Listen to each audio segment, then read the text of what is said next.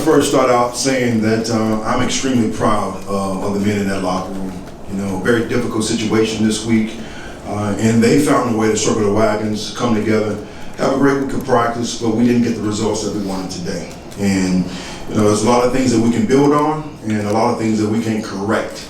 And the most important thing that we have to understand as a team, we've got a lot of football left. We're going to start our division opponents again. Tampa Bay is coming to town, so with that, I'll take your questions. Steve, what happened with Robbie and why was he sent to the locker room?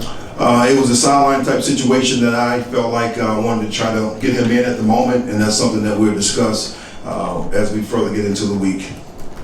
How was he during the week leading up? And he's obviously close with Matt, but was he kind of all in and plugged in? All the guys were all in. Everybody was all in. Everybody was focused. As I stated before, we had a great week of practice. It seemed like you really wanted to test the Rams at the line of scrimmage, with both the passing game and the running game.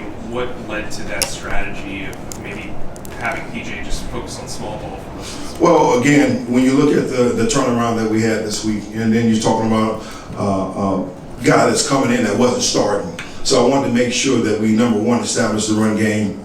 I thought we did a great job of that in the first half. When you look at time of possession, we were good. We just got out of control in the second half. So I thought we executed the game plan in the first half. What was it like for you to be a head coach again? To be honest, you know, it really wasn't something I was thinking about. I was just really trying to get my guys really in the best position to be successful today. So again, I'm never looking at it about being me. It's about the team. Steve, back to Robbie. He got an argument in the first half, it looks like, with Coach Daly, and then it seemed to carry over. He wasn't hanging out with the rest of the offense. Can you explain exactly? Well, I'm going to say this, is that no one is bigger than the team, and I'm not going to focus and put a lot of attention on one individual.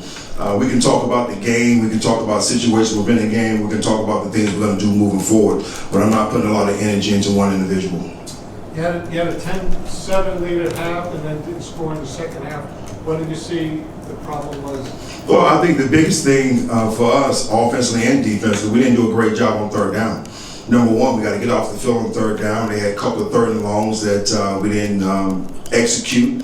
They were able to convert, and then offensively, we just got to convert. So that's when you saw the shift in the swing right there with time of possession in the second half. At the end of the first half, it seemed like you guys might have been able to use your timeouts to possibly be aggressive and score.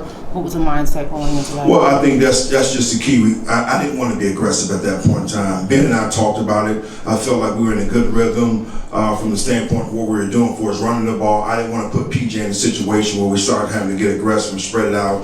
If you guys recall a couple weeks ago with the pick six right before halftime. So I was really trying to, manage the game at that time. With all the injuries on the defense right now, what is your mindset going forward without so many veteran leaders and specifically, a lot of the depth in the cornerback position specifically? Well, we got to see exactly where we are tomorrow, just from injury report standpoint, and get other guys ready to play. So hopefully we can get some guys back this week, and hopefully the injuries aren't as serious. Steve, from what you know right now, how close would Baker and/or Sam be to being able to play next week? Darren, I couldn't really mention or say intelligently exactly what that's going to entail. So I need to figure out exactly what's going to happen tomorrow with the reports. Does Baker take a step back from Friday over the weekend? He's wearing the walking boot again? Well, we wanted to make sure he had a great workout, as I mentioned to you guys, but when we looked at the MRI, there was still some things there, so we wanted to protect him by putting him in the boot and just try to give him a couple of days off his ankle. There was a report that there was some ligament damage. Can you confirm that? The MRI still showed some damage. Yes, it did.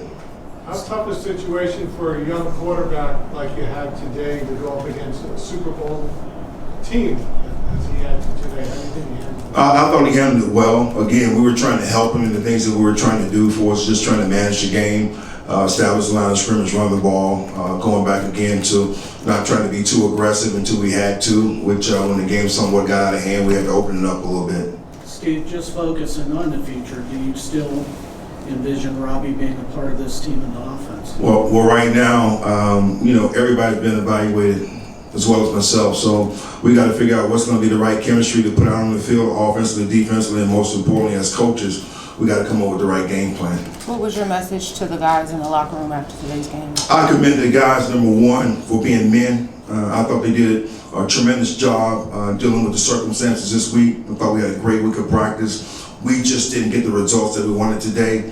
Looking for those guys to challenge themselves again, come out this week ready to go. Division opponent coming to town, and we got a lot of football left, and that's what I told them. What do you see from this game that you look to build on going into the week? Well, I think number one, our identity, which we somewhat established a little bit today on the offensive side of the ball. We got to be able to run the ball. We got to be able to shorten the game a little bit, control the clock. And then defensively right here, we just got to find a way to get off the field on third down and create a little bit more pressure on the quarterback. How can you get other players involved in the offense? I think Christian had like 160 of your 205 yards. Well, I think we can. We just got to look at it as coaches. Again, based off what we wanted to do and establish the run game, try to get out on the perimeter a little bit with the screens. I thought we had several looks. At times we executed, at times we didn't. So we just got to figure out each week what the opponent is trying to do, and once again, put the guys in the best position to be successful. Steve, you said you don't want to put too much energy into one person. How are you going to allocate your energy between now and when we talk to you in like 16 hours? Well, number one, we're going to evaluate the tape. We got a long flight going back. So we'll look at the tape and figure out exactly what we did well, look at the things we need to correct. We're pushing meetings back tomorrow since we're getting in so late. And then once we get in there, we're going to just challenge the guys to get better. What did you feel like you guys really did well then? I think first half initially we did a great job once again establishing the identity of what we wanted to do, which was run the football. So I commend the guys up front. I thought, that was our plan all week.